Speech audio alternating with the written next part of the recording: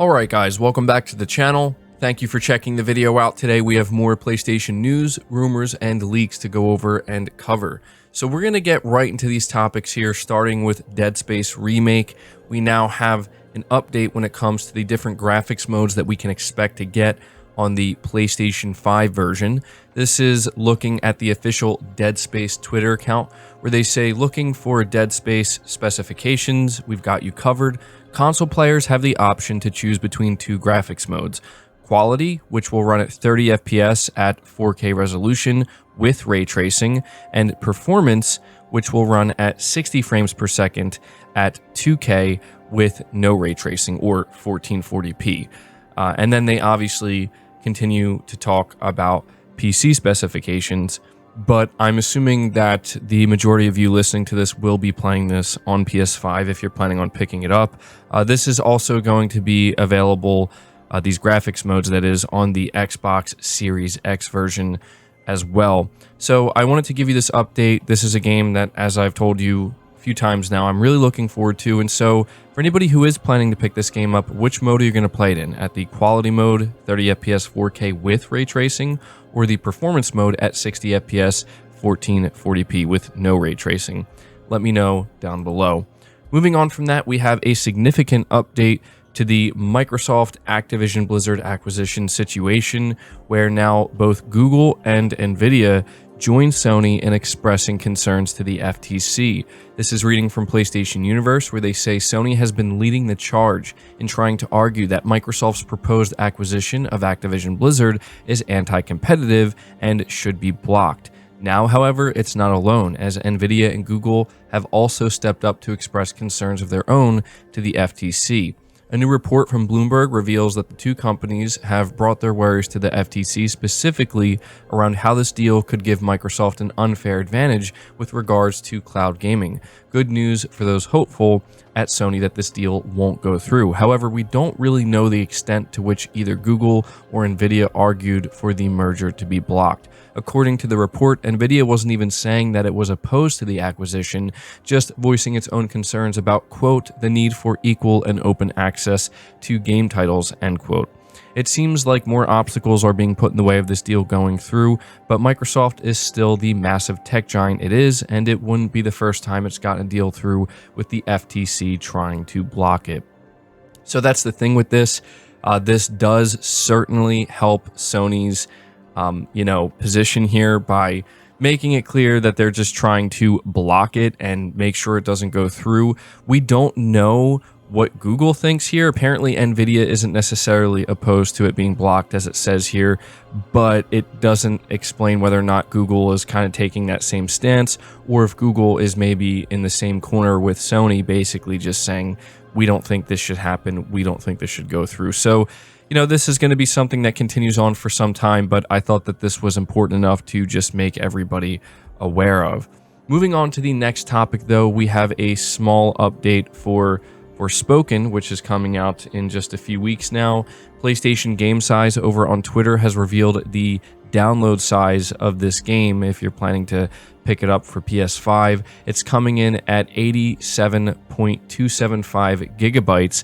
The preload is going to begin on January 22nd, and the game is launching on the 24th. So, quite a big download size here. I mean, it is an open world game. It does seem like it's a bigger game in general, so maybe not the most surprising. Let me know how you're feeling about Forspoken at this point in time. I've been asking you guys a lot about this game, but now that we're, really close to the launch, is this a game that you're planning on picking up, or is it a game that maybe you're going to be passing on? Moving on from that, we are talking about Final Fantasy XVI and how its retail marketing has officially begun in Japan. Reading from Push Square, it says, good news everyone, it's starting to look like that 22nd June release for Final Fantasy XVI will stick, and yes, while we've totally just jinxed it, it's still exciting to see the game's marketing machine kicking into gear, particularly in Japan. As pointed out by Genki Japan on Twitter, advertising stands for Final Fantasy XVI are starting to pop up in retailers. These big PS5 displays feature key art from the game, and they certainly catch the eye. We've mentioned this a few times in past articles, but the marketing budget for this highly anticipated RPG really is going to be huge. It's worth remembering that the last mainline Final Fantasy release was Final Fantasy 15 all the way back in 2016, which honestly feels like a lifetime ago. Needless to say, Square Enix is going all in on this new installment.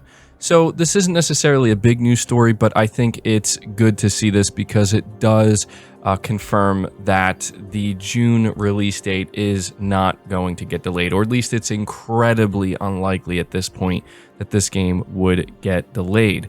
And so we did recently cover how it's been confirmed that Final Fantasy 16 is going to remain a PlayStation 5 exclusive for an undisclosed amount of time. Previously, people thought it was just going to be on PS5 for 6 months and then release on PC after that. Turns out that's not the case. We actually don't know how long it's going to be. It could be a year, could be a year and a half, could be 2 years. We just don't know. But that's the latest update I have for you regarding Final Fantasy 16. Moving on to the next topic, we have some good news for God of War Ragnarok, as it is apparently leading the DICE Award nominations, beating both Elden Ring and Horizon by a wide margin.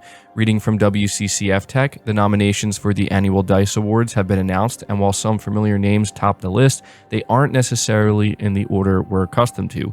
Thus far, the nominations for most video game awards have been led by Elden Ring, followed by God of War Ragnarok and Horizon Forbidden West.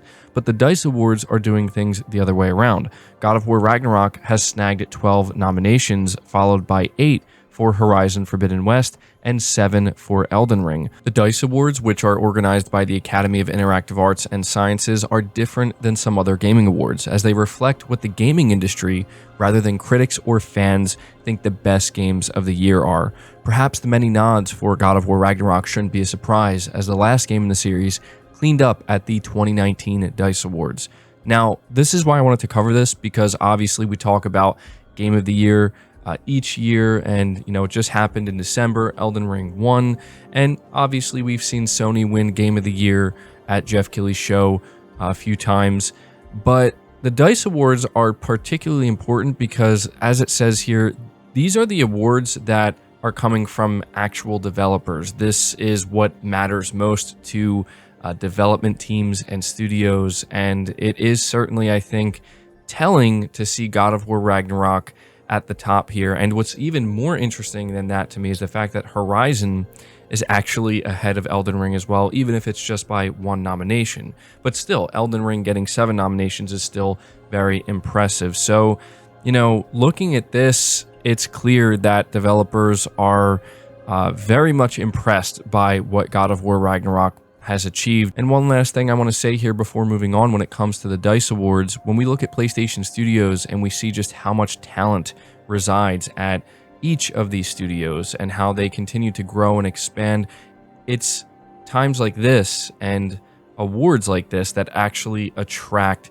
talent to PlayStation Studios, because again, these are the awards that developers are paying attention to, and you better believe that many developers look at this and they think, I want to get involved. I want to be involved with PlayStation Studios, with these talented developers.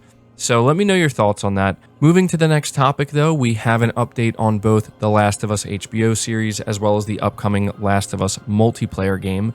Starting here with the Last of Us HBO show, apparently it's gotten the highest review scores for a live-action video game adaptation ever, and this is quite the feat here that has been achieved by The Last of Us HBO. I mean, I think if anything, it just kind of goes to show how great the story of The Last of Us 1 is and how it's just something that could actually be expanded upon. And that's what I'm most interested in seeing with this HBO show, is apparently how there are so many things that are added to it that just kind of help build the world out and flesh it out even more. I gotta say, I am impressed here with what I'm looking at. So figured I would just let you guys know, it seems that this is going to be the high watermark for live adaptations of video games for some time to come, which is interesting because PlayStation has so many other live adaptations coming. Seems like they're going to be competing with themselves here. Moving on from that, though, and talking about the Last of Us multiplayer game, once again from PlayStation Lifestyle, they say The Last of Us multiplayer is so ambitious that it's been in development since before The Last of Us Part 2 shipped. That's according to Naughty Dog's co-president Neil Druckmann, who's been teasing exciting projects in a series of interviews, primarily focused on The Last of Us HBO. The Last of Us is primarily a single-player franchise, but one that's quite big in scope. A snippet from Druckmann's recent video interview with Comic Book has been making the rounds online, in which he reveals that, quote, expanding the world even further, continuing to tell a story but in a multiplayer space, end quote, is quite a monumental task. Druckmann refused to delve further, but did say that the multiplayer project has been in development for a long time now.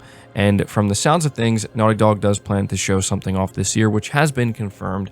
And I just wanted to mention this because to me, this once again goes to show just how massive this game is going to be. I've been saying for some time now that I feel like what Sony and Naughty Dog are trying to do with this Last of Us multiplayer game is much bigger than I think a lot of people may realize. And the fact that Druckmann has revealed that, yeah, this game has been in development for many years now, even before The Last of Us Part 2 shipped, I think it gives us a better idea of what to expect. And I also like the fact that they're continuing to make it clear that this is a way to expand the world of the universe, tell more stories within that universe, but in a multiplayer space.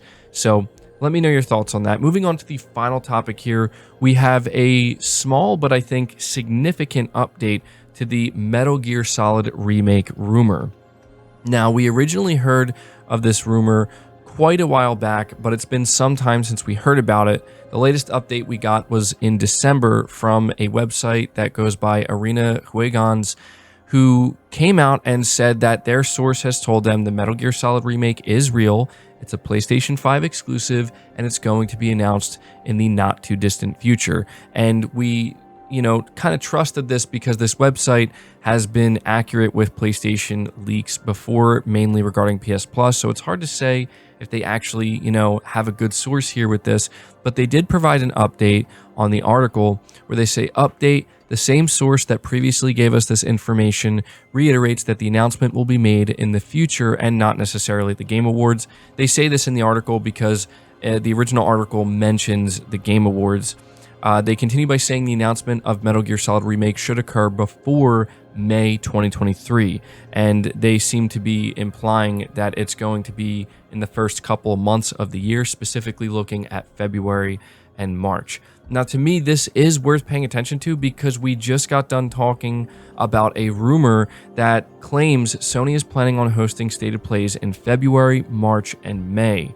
And so the idea of a Metal Gear Solid Remake showing up at one of these stated plays to me does not sound that far-fetched, and it's exciting. We're just coming off of Konami clearly teasing the return of Metal Gear Solid, so it seems like we are honing in on this announcement, and it's going to be coming sooner rather than later. But that's going to do it for the video, guys. I hope you did enjoy it. I hope you did find it informative. If you did, be sure to leave it a like. Make sure you hit that subscribe button. If you enjoyed the video, hit the bell notification icon, and feel free to share the video out on top of all that. But until next time, guys, take care.